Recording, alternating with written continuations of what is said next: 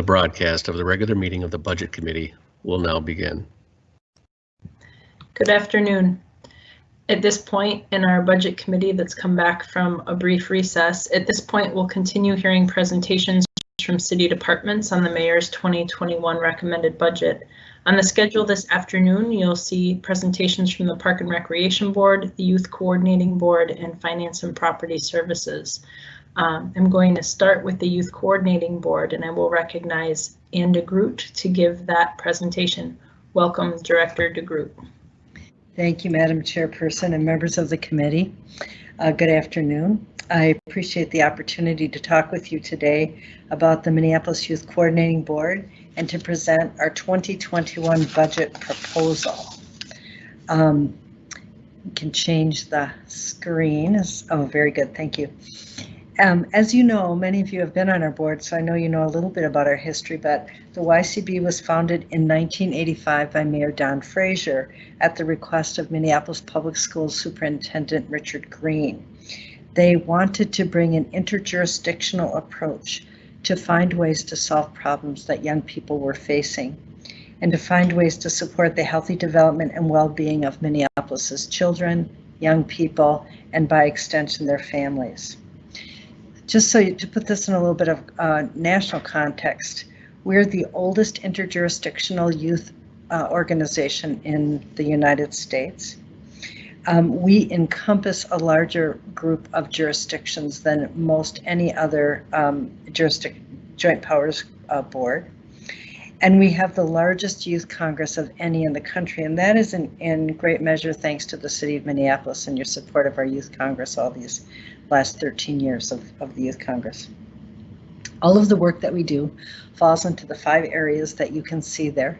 We were originally brought together to convene, collaborate, champion, communicate, and create new programs, and that is exactly what we do. So everything falls really in those 5 areas.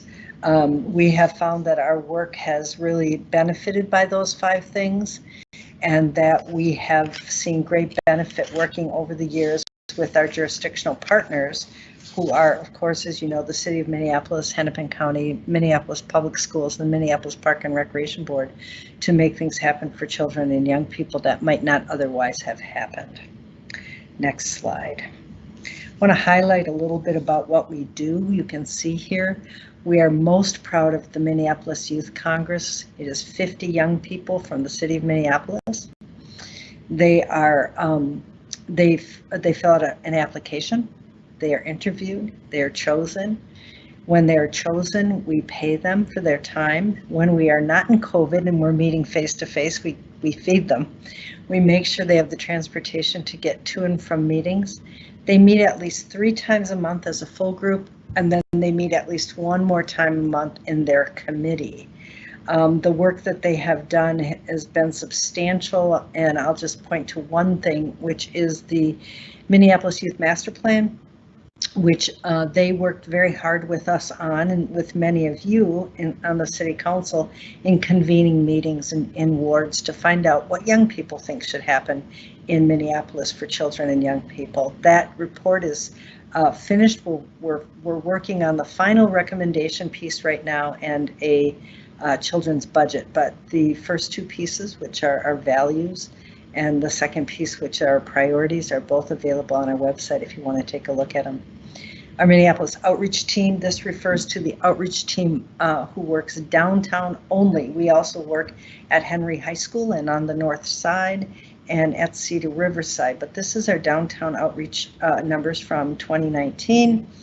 They engage young people around the city and help them find things to do, refer them to services, and just sometimes are somebody, an adult for them to talk to.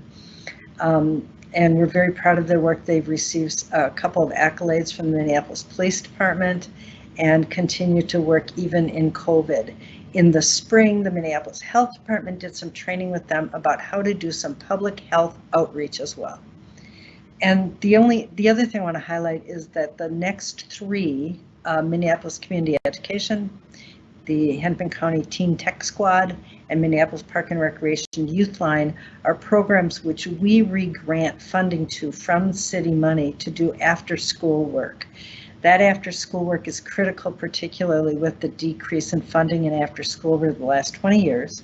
And we're pleased to be able to help them with some money to be able to support the work they do with our children and young people.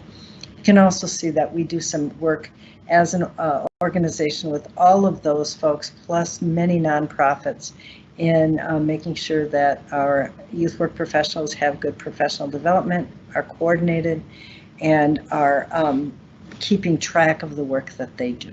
So we can go to the next slide. This is our budget request to the city. The Joint Powers Agreement is decided through a Joint Powers Agreement every 5 years. And so this is an amount that is contracted. It is the same amount that we receive from Hennepin County and Minneapolis Public Schools. The parks pay a little less because they're a little smaller. The $361,000 includes all of the programming that I just talked about on the previous page. And you can see there that that is the amount of money that we have received, and there's not a recommended change for next year. I want to just also spend a minute here talking about a couple of things that the City of Minneapolis has funded over the years, not included in the mayor's recommendation. Just touch on them for a second so that you know what they are, and we've been grateful to the City Council for including those in the final budget. One is work on children's savings accounts, which we are making tremendous strides with now, and in fact the county has signed on to be a partner as well in the Children's Savings Accounts project. And the other is our outreach in Cedar Riverside, which has proven to be very important over the last couple of years. And our team is, in addition to doing the engaging young people and referring them to services and being a shoulder for them to talk to, they are also doing some work in public health safety and in opioid work. So we're working in Cedar Riverside, and I'm looking forward in next week to talk to Councilmember Osmond about that work and bring him a little bit up to date with what we've been doing. Next slide. I think that's it. Thank you. I'm happy to answer your questions. We appreciate our support from Minneapolis. It's allowed us to do so many things that we would not otherwise be able to do. Are there questions? Thank you, Director. I'm not seeing any right now in the meeting chat.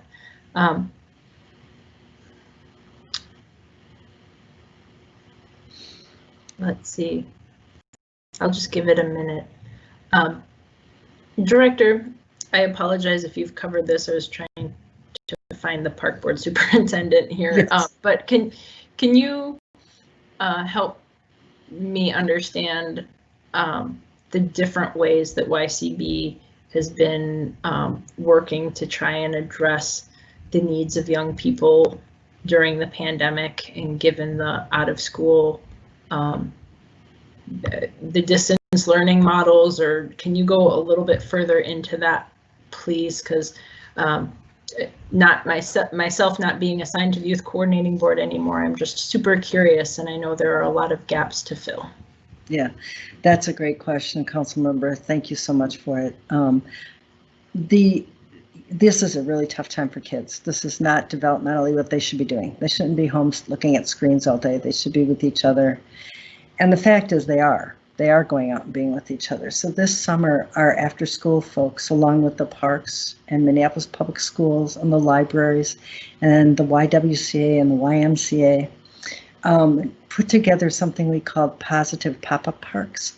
And they visited 8 parks over 8 weeks, so a park a week, and did programming for young people using proper social distancing, handing out face masks and handing out disinfectant, and really working with our young people as much as we could, because we knew that they needed something.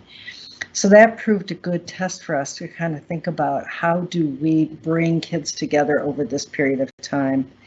And it's rough because many of our partners, for good reason, have decided that to bring young people, especially in the wintertime, into space is not safe. So we have not found a way to do that overall that works particularly well. But in the summertime and when we can be outside, we can do that. A couple of other things. Our outreach team, as I mentioned, is also now doing public health outreach. They're working with young people. They're giving them masks. They're giving them disinfectant. They're working with them to help them understand what physical distancing is. They're helping them understand if they need a test, where to get a test, what that would look like, what would happen. So that work is very much on the ground, face-to-face with young people out in community. And they're seeing a lot of young people who are out on the street and are gathering and congregating. And I think that's a really important role for us to play. Our Youth Congress has done 3 videotapes for young people about physical distancing. They're a minute long. They are on social media and they can be easily promoted. The folks over at the health department school-based clinics worked with them on those.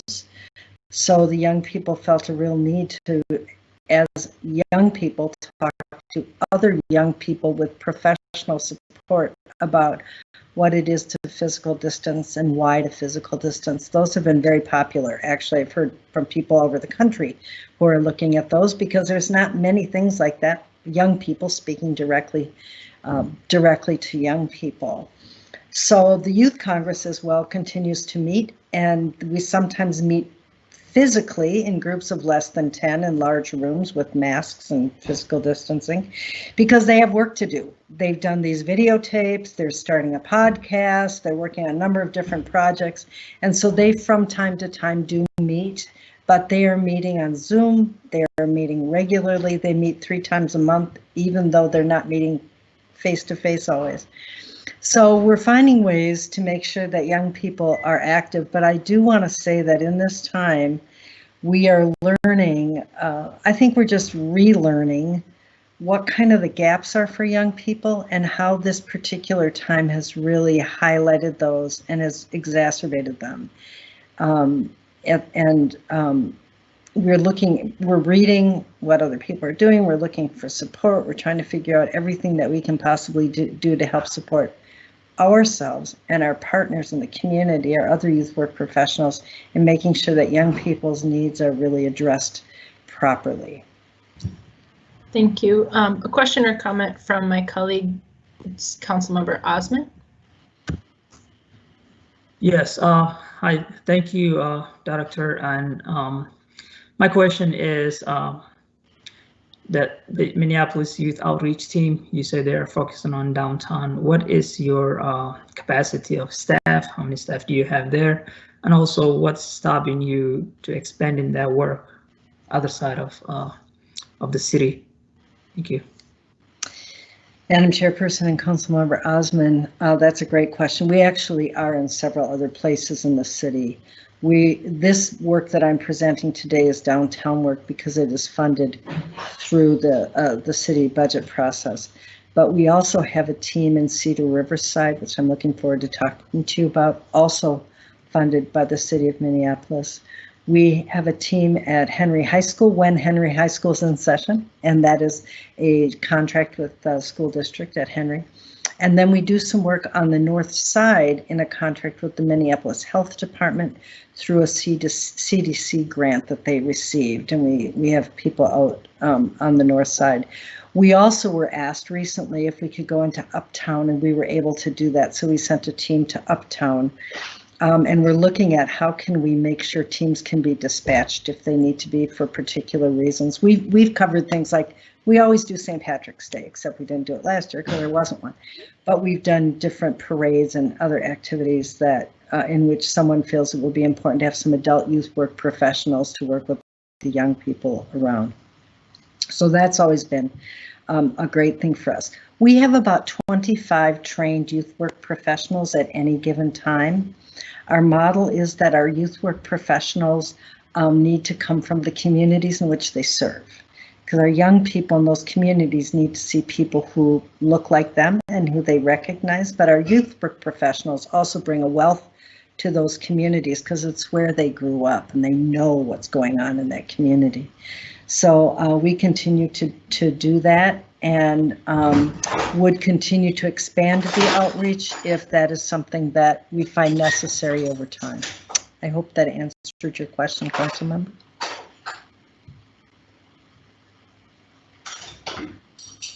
Thank you. Councilmember Bender. Thank you, Madam Chair. I had the exact same question as Councilmember Osman, especially about focusing resources for youth in the communities of our city that have so many young people. That map is pretty readily available, which also has high overlap with the parts of our city that have high concentrations of poverty and where our focus on race equity lies. So just wanted to make sure those resources are really available in the neighborhoods where our young people live. Thank you. Madam Chair and Councilmember Bender, the biggest limitation is funding, always, and we've been funded to provide outreach in particular areas of the city. But we are certainly willing to look at that. Our team understands and believes that the work that they do is very valuable and important. And we would be very happy to look in as many places of the city that meet the need as are there. Thank you.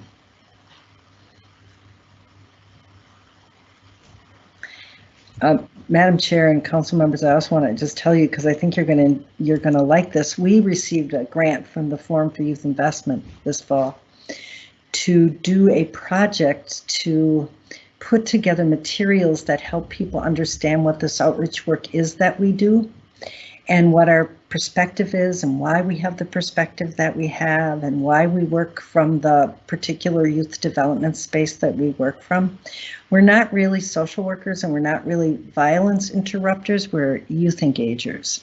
And so we're doing a piece right now and I think it's going to be pretty fun, and we're talking about maybe even doing a video. I would look forward to showing it to you at some time, but I think it would help people understand exactly what it is that we're doing. And we've brought some of our former outreach team in who now have other jobs, and it's going to be, I think, a really nice piece that we'll be able to use for all of our jurisdictions in working with others who work with young people to show them what this perspective is that we use.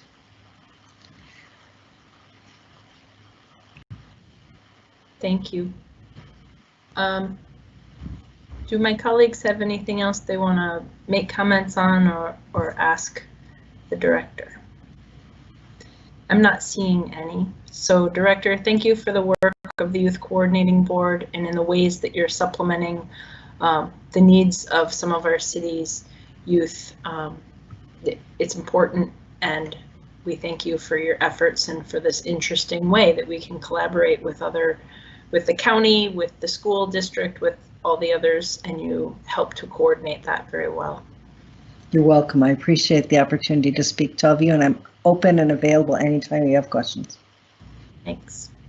Well, colleagues, we're going to transition now to our Park Board Superintendent's recommended 2021 budget.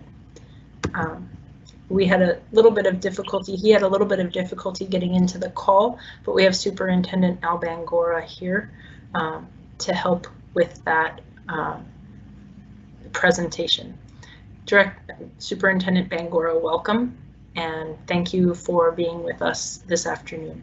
Just as a message to the public, there's been some confusion as to how we go about handling budgets, and I want to just point out for members of the public that the Park Board's portion of our budget process is ironed out fairly early and is approved through our Board of Estimate and Taxation.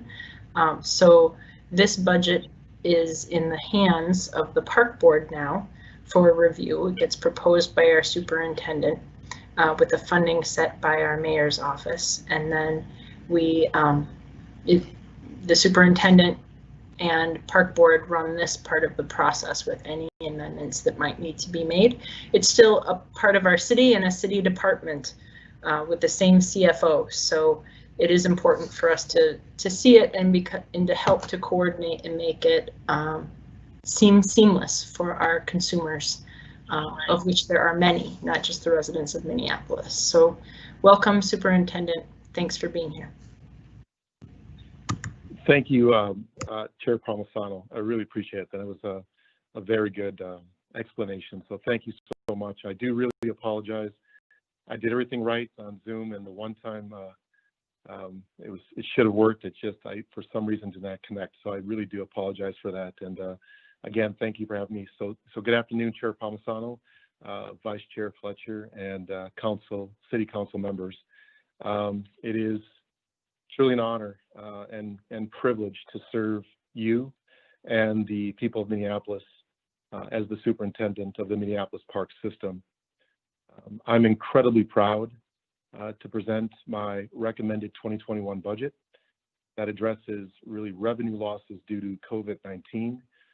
It protects the assets of the organization, and it also maintains our focus on youth services and supports innovation. Next slide, please. I can't see it, so I apologize. Next slide, please. So I'm going to work through the foundation for developing the 2021 budget with you.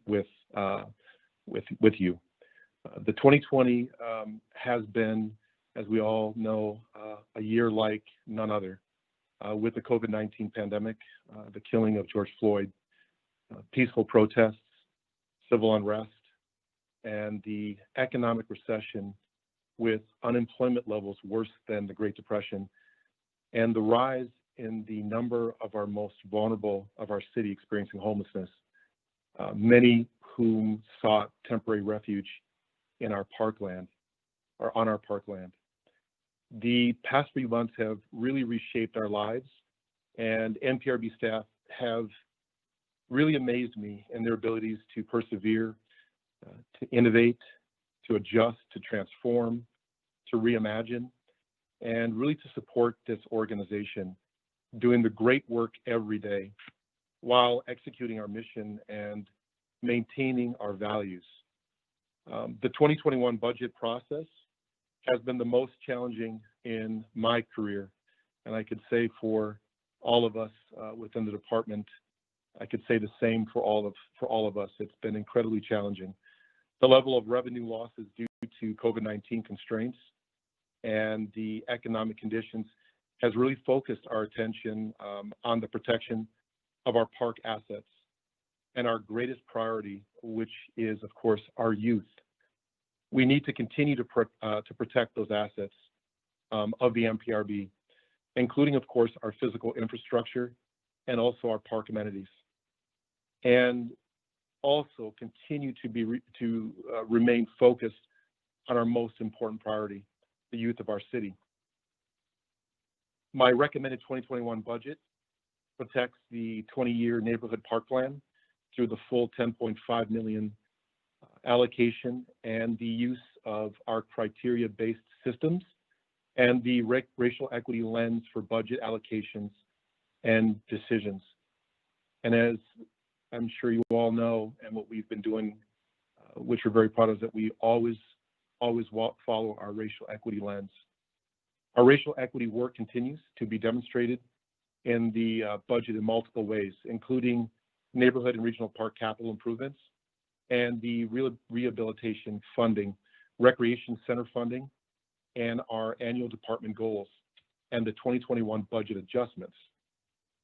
This budget also protects the MPRB's commitment to strategic long-term planning, including the 2018 to 2022 strategic directions and performance goals adopted by the board in April of 18 and also 19, respectively. So in a time of really pandemic and economic recession, it's important to make these decisions based on these directions and measures, and I'm proud that this budget does protect the gains that have been made towards reaching these goals. Next slide, please. The 2021 budget framework. So the budget process began in May of 2020 through budget discussions with the board. On June 3rd, 2020, the board adopted the 2021 budget framework as a guide for budget development during these most uncertain times in the pandemic and the economy. I utilized this framework when developing my recommended budget, and accordingly, it protects the gains that have been made by investing in youth. It focuses on racial equity and economic equity. It protects capital investments through the 20-year neighborhood park plan, or MPP 20. It identifies employee engagement to ensure that employees' voices are heard, and it recognizes that the program and service levels with corresponding staffing levels will need to be redefined. Next slide. The 2020 fourth quarter organizational changes, which I want to walk through with you briefly. So since returning to the organization last year to serve as the superintendent, there has been several things that I've been very passionate about, and I have said repeatedly when I arrived, and are really important to me. So building on the collaborative work being done to meet the diverse needs of park users, infusing our recreation division with innovation and data and insights that gives our talented program and service delivery staff what they need to deliver world-class, cutting-edge, innovative programming, especially to our youth. And then also driving decisions with sound data and insights that allows us to meet and exceed industry standard. So I'm really pleased to be rolling out a modified organizational structure over the next couple of months. These changes will be incorporated or incorporate ideas obtained through employee engagement that mirrored my vision as well as board priorities. So many aspects of these shifts have been tested and tried over the past 9 months. The first one that I'd like to talk about is the Community Support Services Department. So I'm creating a new Community Support Services Department focused on safety strategies that provide outreach, support, intervention, and de-escalation to community and staff in parks.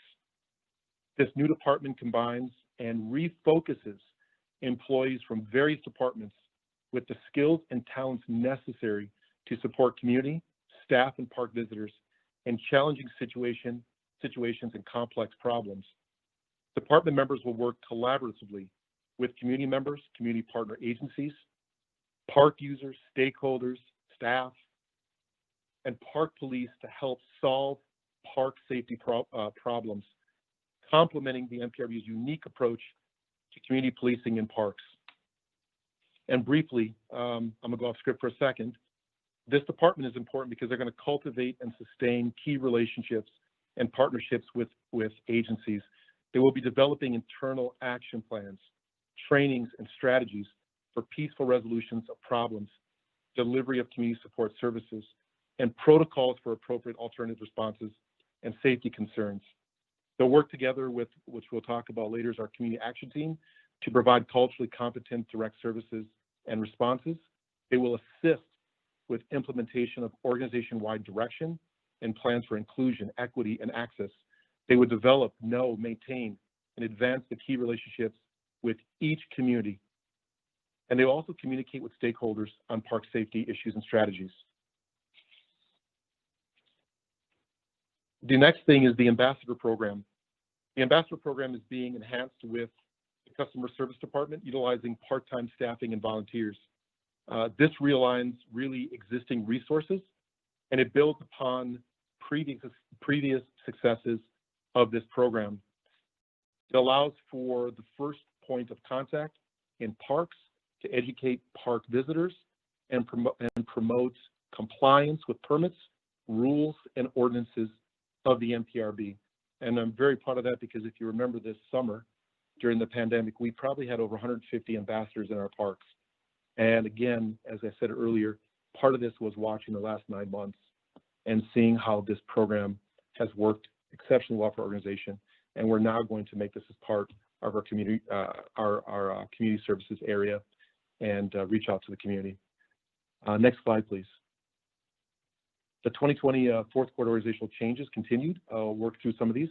There's the data insight and response team. So what I'm doing is I'm combining several employees from various departments who work most closely with data into one work group so that their power can be amplified across the organization.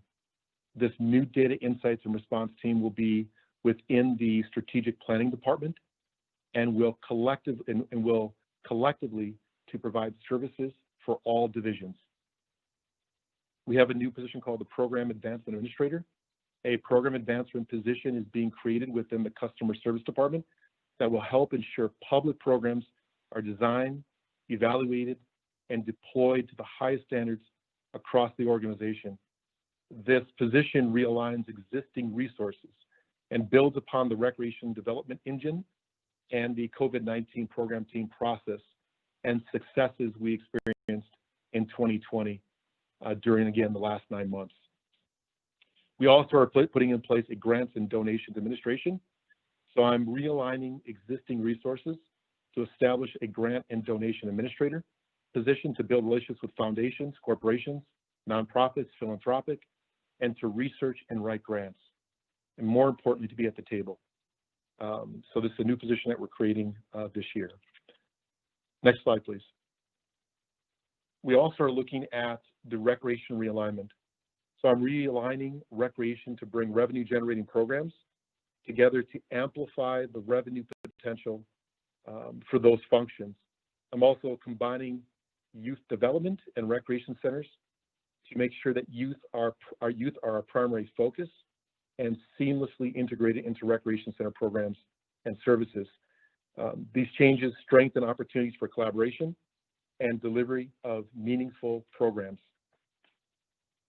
And the last thing is the ADA gender inclusion and racial equity position. And so finally, the ADA gender inclusion and racial equity work is aligning with human resources to ensure that it's embedded in all the work to develop, recruit, and retain staff. So I truly believe that these organizational changes will allow the organization to deliver the best programs and services in the country. With that, I'd like to turn this over to our Finance Director, Julie Weissman. Thank you. Welcome, Ms. Wiseman. Nice to see or hear from you, at least.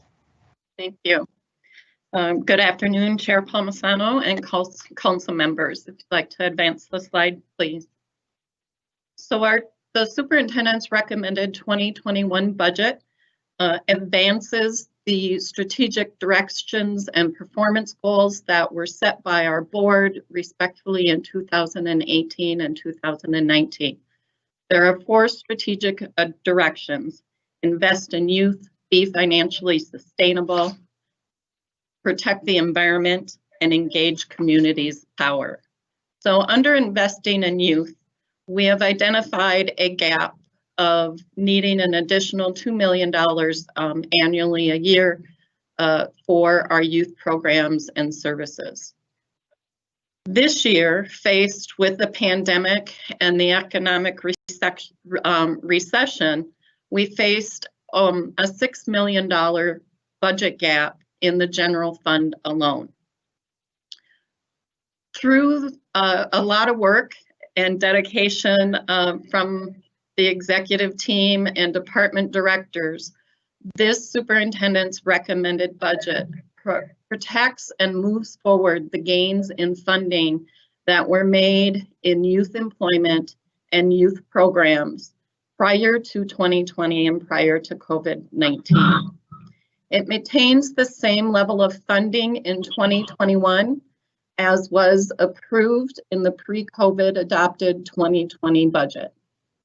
The recommended budget also supports the organizational changes, including the modified recreation division structure, the programming advancement position, and it promotes, or as we look forward to the future and our continued work with the city and our partner agencies to establish sustainable youth investment, we look forward to working with the city and the Minneapolis Public Schools and the Youth Coordinating Board and really taking this on all fronts through our lobbying team at the state, through our intergovernmental relationships, as well as with the new grant and donation administrator, looking to support and advance sustainable funding for our youth.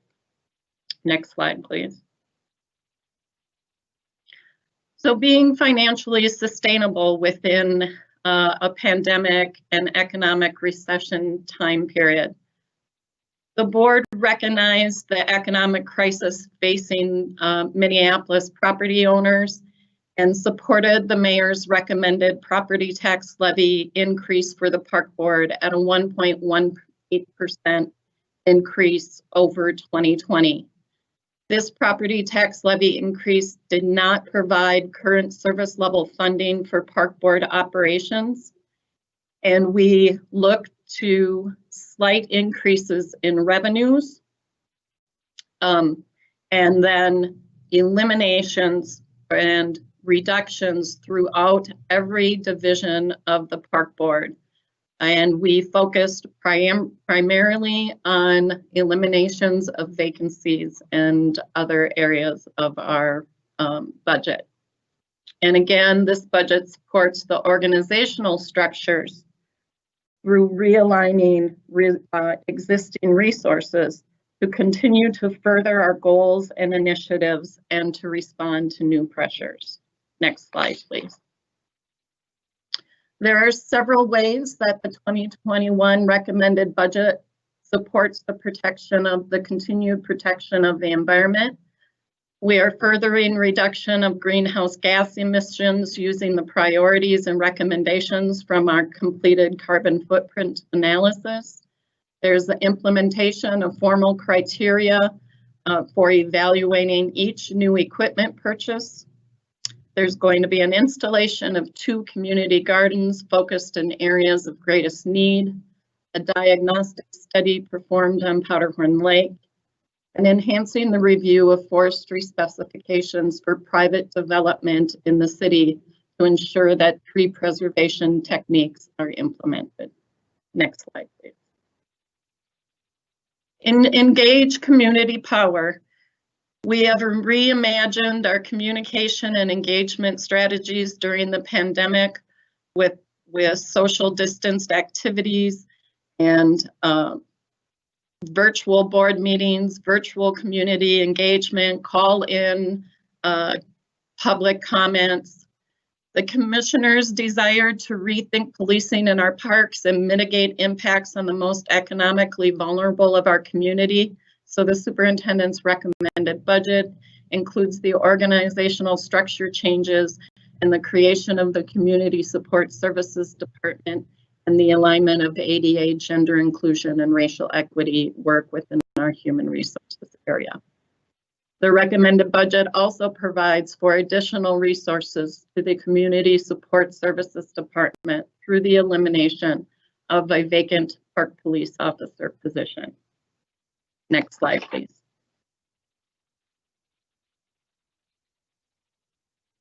As council members, you received an email from the superintendent that included a copy of the superintendent's recommended 2021 budget. This budget is also located on our Park Board public website at www.minneapolisparks.org/budget.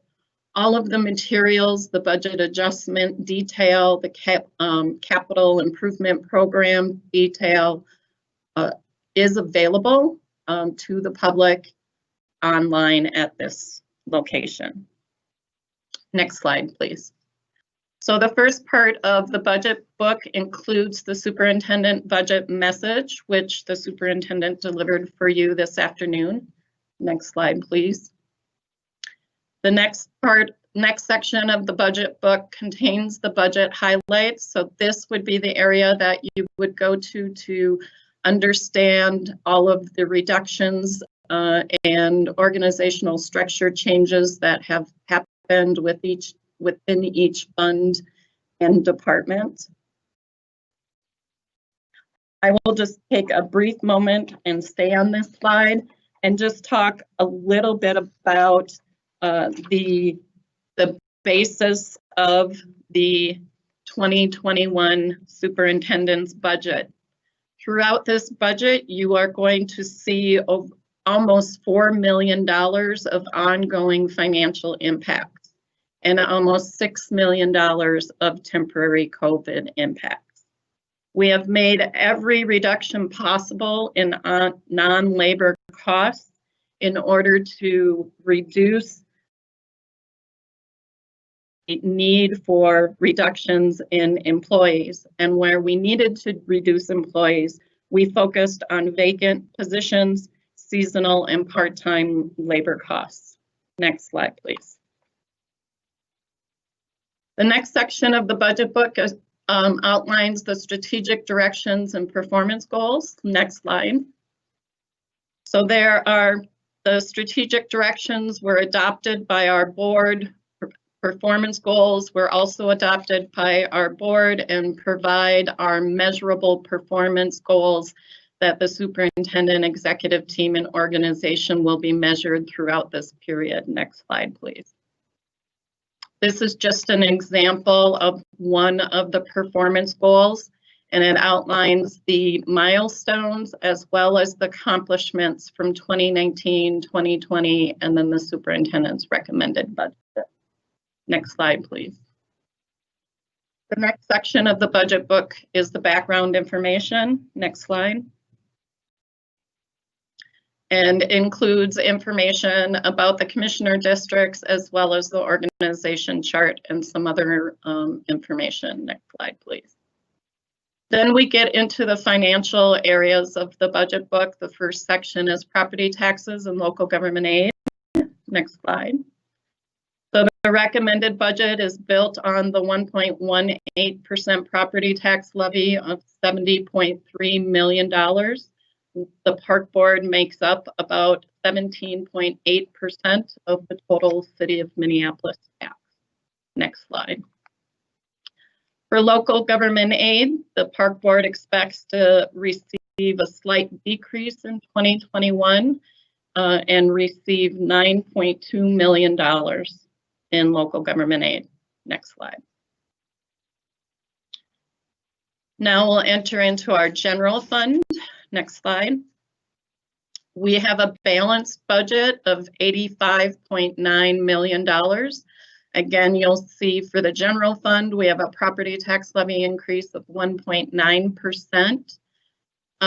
That is basically a 0% property tax or a 0% change for our general fund because the $1.2 million increase in property taxes is offset by the $400,000 reduction in local government aid, and then also the shift of the commons was a transfer from the city of Minneapolis last year, and so that has now been replaced with the $820,000 property tax levy to support the operations of the commons going forward.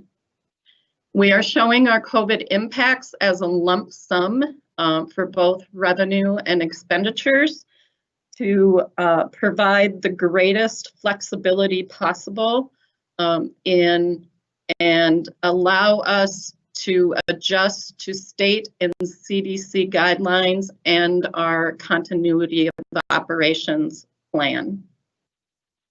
Next slide, please. On the expenditure side, you'll see again the COVID expenditure impacts of $3.3 million. If we had a current service level budget, our budget should have been approximately $91 million. So that's where we identify the $6 million swing in our general fund budget. Next slide, please. These are our expenditures by division. We do have two columns shown in the superintendent's recommended budget. Again, as the superintendent has enacted his vision and supported the board's strategic directions and provided support for new system pressures, all during the worst economic time of our careers. He has accomplished all this by realigning existing resources within our general fund divisions, creating efficiencies, allowing for innovations, insight, and development. So there are many changes in the reorganization change column that balance out to zero. And then we also show the budget change column, which includes the actual budget reductions as well as increases for minimum wage and those sort of adjustments. Next slide, please. So this is our youth program expenditures by division. So this helps us communicate our commitment to youth programs and services. So in 2018, we were investing $12.8 million into youth programs and services, which represented 15.9% of our budget. In 2019 and 2020, this board supported additional investments into youth, and we have increased the percentage of our budget being spent on youth programs and services, where we are now at $15.6 million or 17.5% of our budget. With the 2021 recommended budget, even with $6 million of reductions throughout the general fund, our investment in youth was maintained at the $15.6 million level and still reflects 17.5% of our budget. Next slide, please. Moving into our special revenue fund, you can advance 2 slides, please. Our special revenue fund, the item of note is our forestry tree preservation and reforestation fund. This was an 8-year program that was established to deal with emerald ash borer and tree losses due to storms.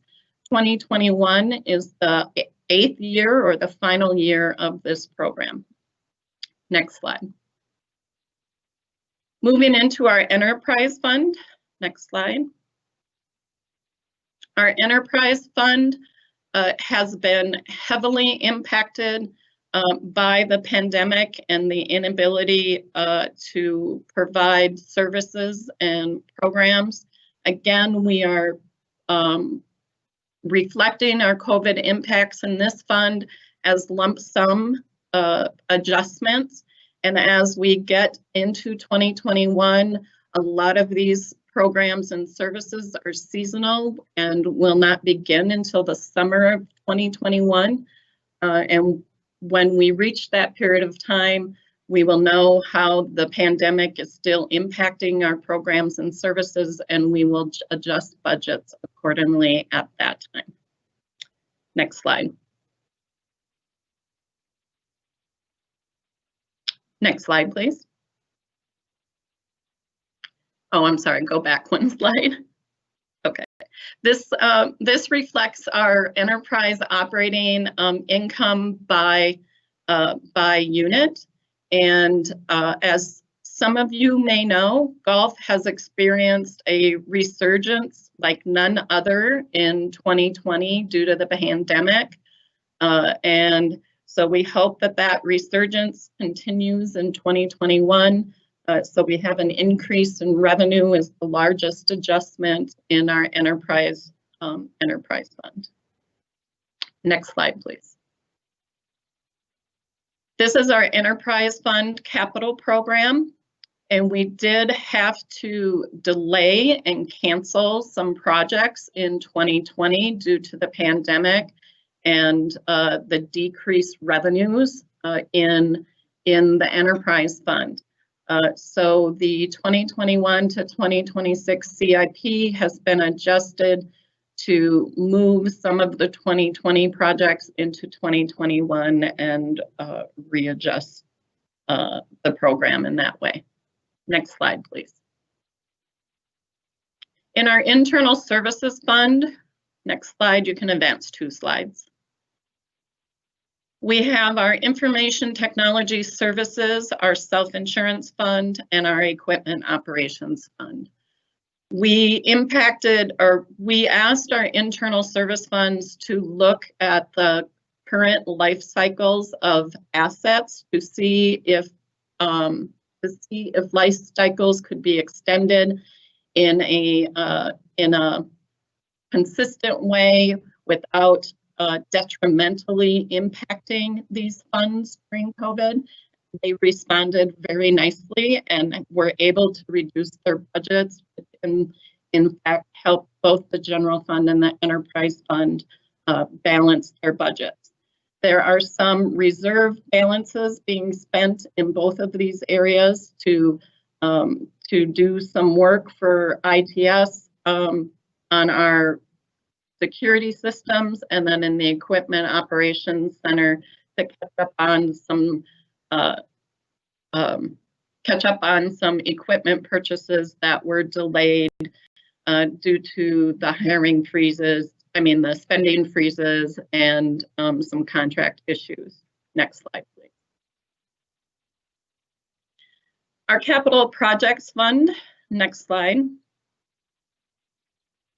The detailed CIP is located in the superintendent's recommended budget, as well as some larger attachments that are available online. But for 2021, we are projecting a $15.5 million neighborhood park program. That includes the $10.5 million of NPP 20, our capital levy transfer from our general fund, and a $1.8 million allocation from the Park Dedication Fund. On the regional park side, we have an $11.9 million for a total capital program of $27.4 million. Next slide, please. So our 20-year neighborhood park ordinance has a requirement of reporting to the City Council. Because of the pandemic, we have not been able to come before this City Council and formally present our 2019 NPP 20 annual report.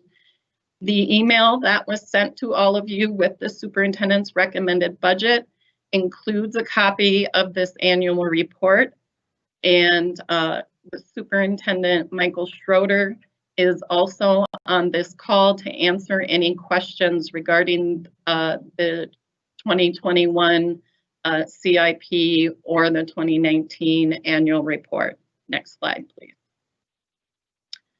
So our capital improvement program includes $10.5 million through this ordinance and through NPP, $2.5 million that predates NPP 20, and the $8 million increase that that's a part of the NPP 20.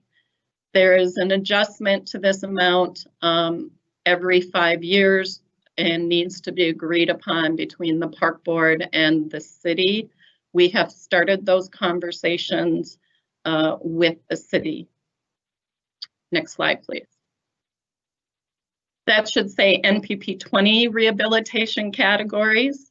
And these categories include ADA improvements, they include roof replacements. This is where our sidewalk and pavement replacements happen, our underground infrastructure. This report requires us to report on the prior year, the current year, and then the future year. And you'll see in 2018, all rehab categories as of December 31st, 2019 have been 100% spent. In 2019, 92% has been spent or under contract, and 2020 had not begun at December 31st. Next slide, please. On the capital investment side, we have community engagement, design, and then construction. So this lags behind rehab projects. In 2018, we're at 67% spent or under contract. For 2019, we are 49% spent or under contract. And for 2020, $6.8 million, 4% spent or under contract. Next slide, please. Next slide. So for our personnel summary for all funds, the superintendent's recommended budget includes a reduction of 8 full-time employees, or a net reduction of 8 full-time employees. And you can see between 2006 to 2012, we experienced a couple different recessions. So definitely with 2021, we're experiencing a recession and are experiencing yet again a workforce reduction. But we are proud that we were able to make adjustments in many other categories to reduce the impact to the full-time workforce. Next slide, please. So our process, as Chair Palmisano addressed, that it is the Park Board that adopts the Park Board levy as well as the Park Board budget. We have public comment and then commissioner review and input on November 4th and again on November 18th. Next slide, please. And then on December 2nd, we will take public comment yet again, and our Administration and Finance Committee needs to approve the 2021 budget to send it forward to our full board, who will adopt the budget on December 9th. And that's the end of the presentation. Thank you.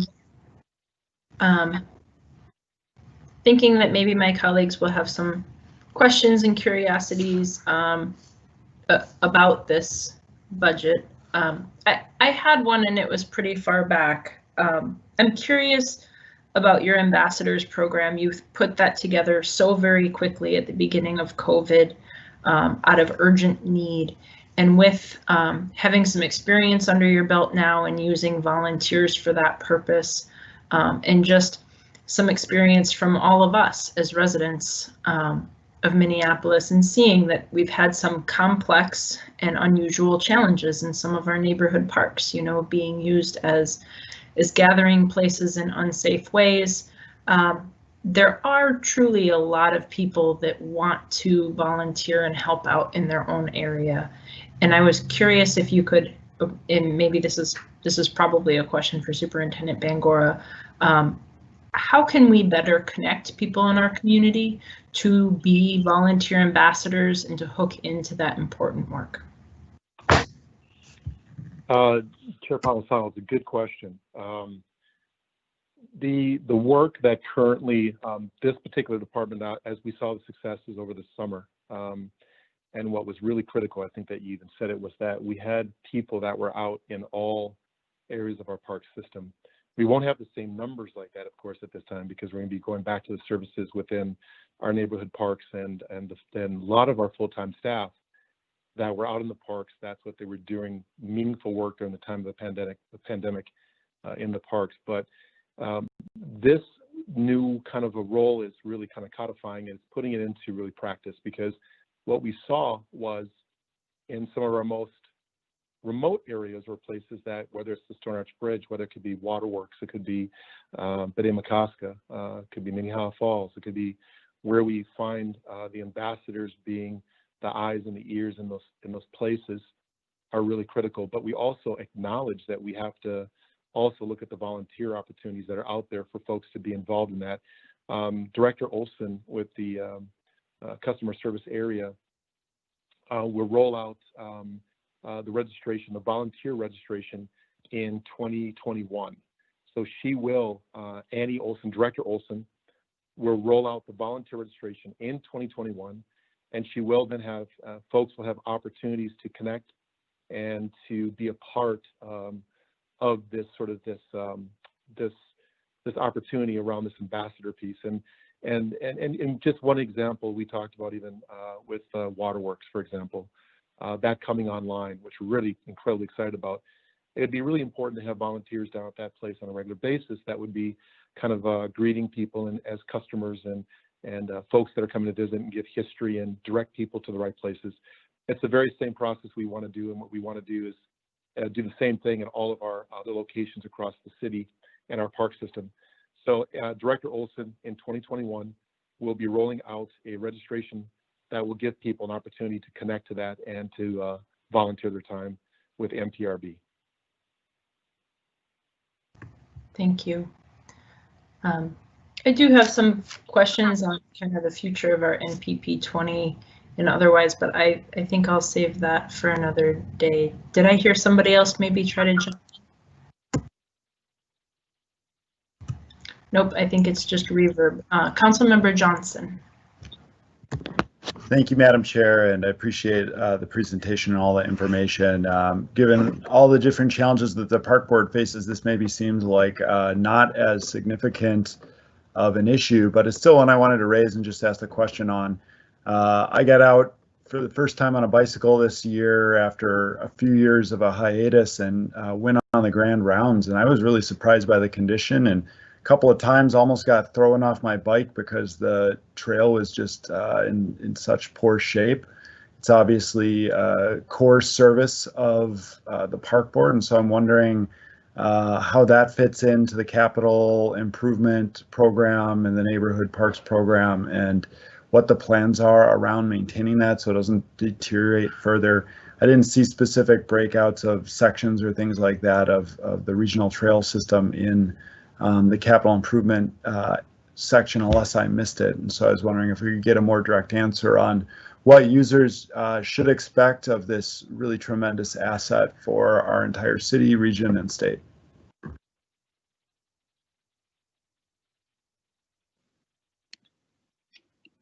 Chair Palmisano, this is Michael Schroeder, and I'll be able to respond somewhat to the council member's question.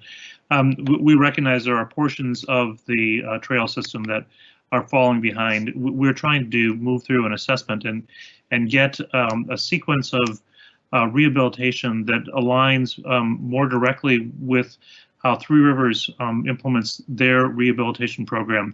They're basically on a 30-year replacement cycle, where they do a renovation every 7 years. They skip the fourth 7 year and they move to, at the 30th year, they move to a complete reconstruction. We would like to be on that program because we know that the use of our system is significant, and we have yet to be able to fully apply the dollars needed.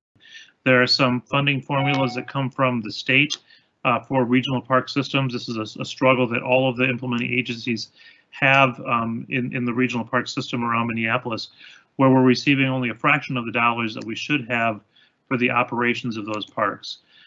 So we're working hard, council member. We've spent an awful lot of time focused on some kind of focused area repairs, but we would like to move to a system that's much more like a pavement management program that focuses on a 30-year cycle. We're probably still a couple of years away from that. I would encourage council members or any member of the public to direct concerns over particularly bad areas to us. We do go out and respond as quickly as we can to those areas that would be potentially really hazardous. But I appreciate the question.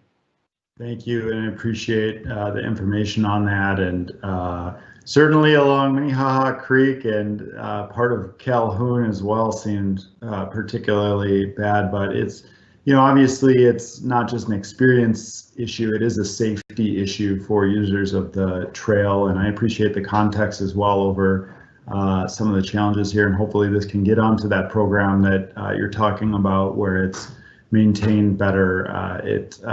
You know, and I understand certainly as well how that fits into the context of all the other challenges you all are dealing with too. It's something we are constantly reminded of at the city, that we need to continue focusing on those core services while also responding to the different crises that are before us. So thanks again for the answers.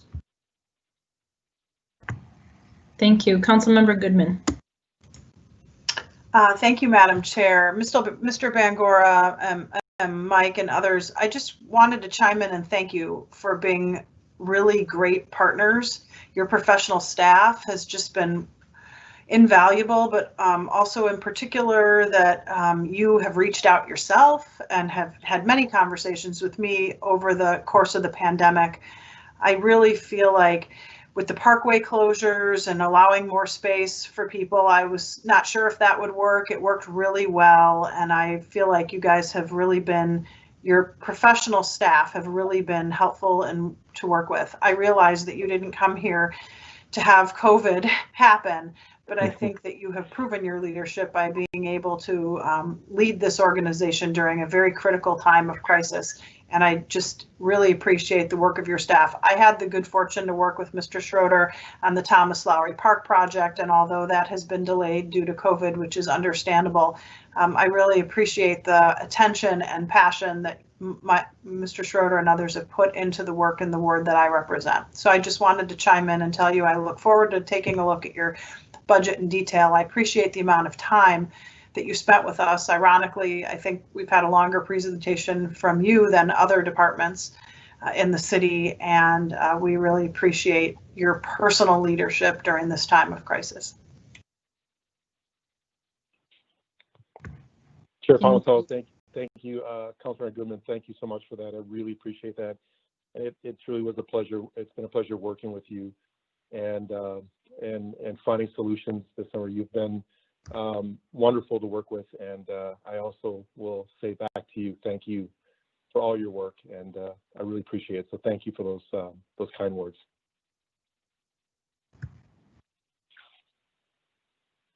Thank you. Superintendent Bangora, I'm not seeing any other questions or comments from my colleagues. Thank you for joining us. Yourself, Ms. Tilson, Mr. Schrader, we appreciate it. At this point, I will turn it over to Finance and Property Services, and I believe our Chief Financial Officer, Dushani Dai, will be giving that presentation. Madam Chair, members of the Budget Committee, for the record, my name is Dushani Dai, City's Chief Finance Officer. I will be presenting the details of the Mayor's recommended 2021 budget for Finance and Property Services Department. Before I start my presentation, I would like to take this time to thank and recognize Deputy CFO Lori Johnson, who was the interim CFO prior to me joining the city little over 2 months ago.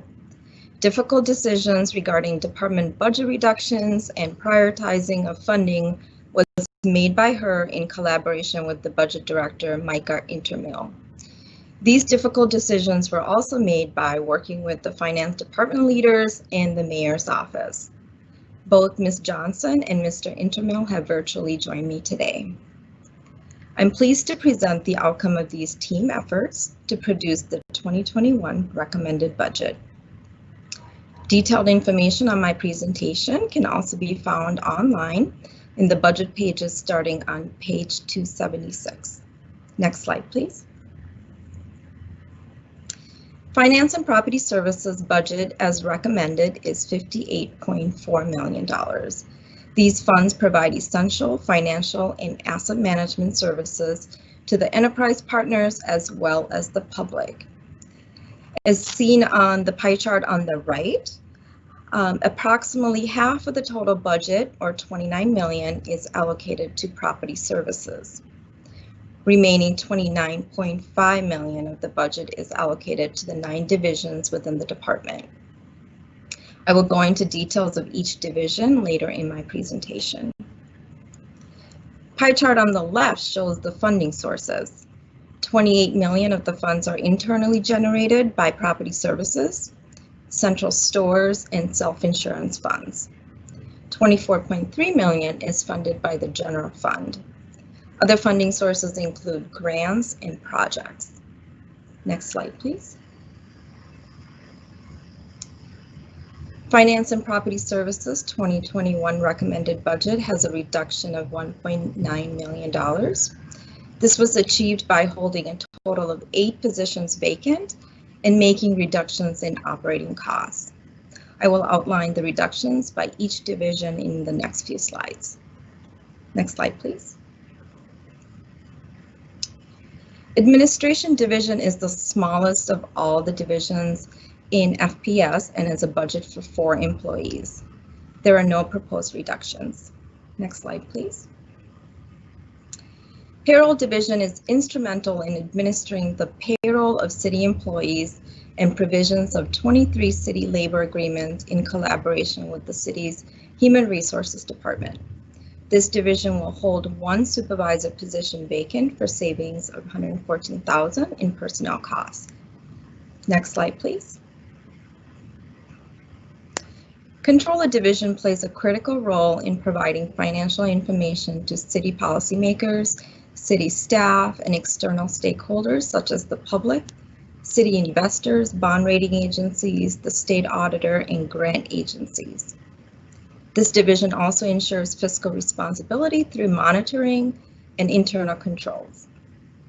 In order to be transparent about city's financial position, this division prepares the city's quarterly financial report as well as the comprehensive annual financial report. The city is required by state statute to be audited each year by the state auditor. Controller Division coordinates the audit process on behalf of the city.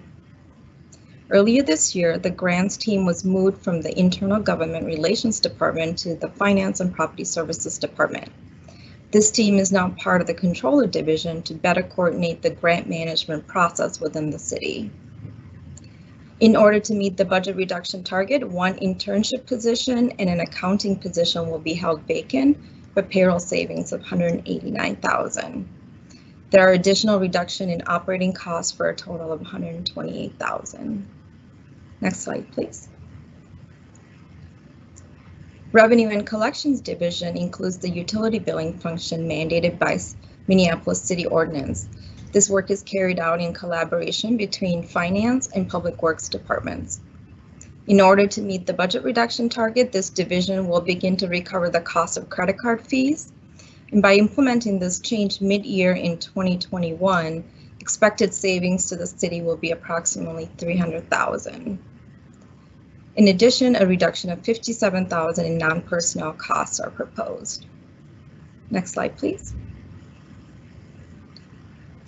Procurement Division manages the bidding and contracting function for obtaining goods and services through an open, competitive, and cost-effective process.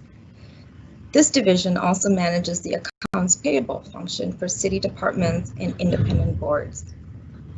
Procurement Division also maintains the central warehouse, referred to as the central stores, for city needs. This division reflects a small reduction of $4,000 in operating costs. Next slide, please. Development Finance Division supports to advance the city's economic development and housing policies by providing financial management, analysis, planning, and administrative services for projects. This division primarily supports Community Planning and Economic Development Department, the Neighborhood and Community Relations Department, Chief Financial Officer, and elected officials. This division will hold a development process analyst position vacant for savings of $138,000. Next slide, please. Budget Division is responsible for management, planning, and oversight of the city's financial resources and commitments. Policymakers, city department staff, residents, and businesses rely on a transparent budget development process. The city uses its budget website and the financial transparency tool to effectively communicate how city's resources are allocated and spent. There are no recommended changes to this division budget. Next slide, please. Finance Department manages the city's investments, debt issuance, capital finance functions. This division oversees the city's investments to provide the best return on financial assets and coordinates and manages the city bond issues. This division will hold an investment and debt manager position vacant for savings of $145,000. Next slide, please. Property Services Division provides comprehensive land, facility, furniture planning needs for the city-owned and leased facilities. These services include preventative and routine maintenance, construction, tenant improvements, as well as security and life safety needs. Also included in this division is radio communication services.